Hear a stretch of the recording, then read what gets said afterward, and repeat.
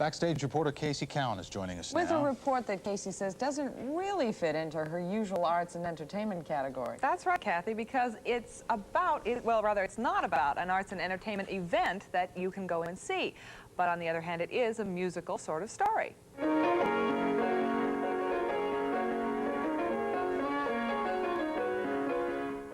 Back when this piano was new, there were thousands of piano companies. Today, there are only a handful of companies making pianos, and even fewer people to restore them.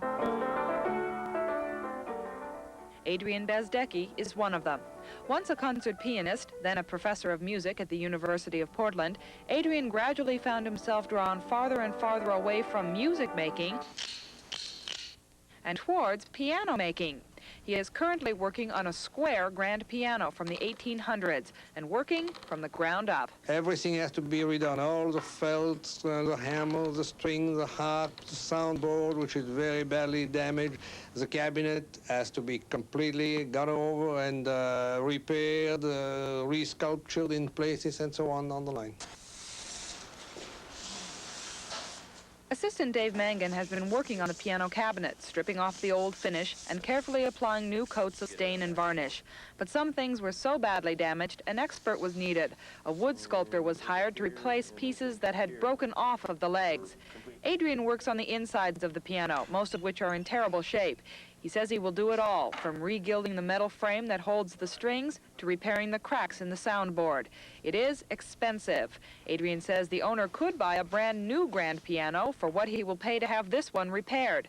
But he understands the desire to restore the square grand. You know, this is a love of the antique thing. He's going to have something that is going to be really unique because of its highly restored condition, so to speak. You know, this is going to be like a museum piece that's been completely redone. So I suppose when we're through with that, it'd be good for another 100 years, you know. And Adrien says when the work is completed, the square grand will not only look as good as new, but it should sound as good as when it was first built. He expects the piano to be ready in about 6 weeks, and we'll go back at that time and take a look at what he's done. Well, now that's one of the most unusual designs for a piano. They don't make those. A lot of people don't even know what a square grand looks like. Instead of having the long part that comes out, it's just kind of chopped off, and so it's like an upright, but it's fatter than an upright. It doesn't go up like an upright. They're very popular around 1860 to 1870, and then they sort of went out of fashion. They really didn't have very good sound, not as good as a real grand piano. Square grand plays only classical music, is that correct? Well, when Adrien plays it, you bet. Thanks, Casey. Well, there was a soggy rally in front of the county library this morning.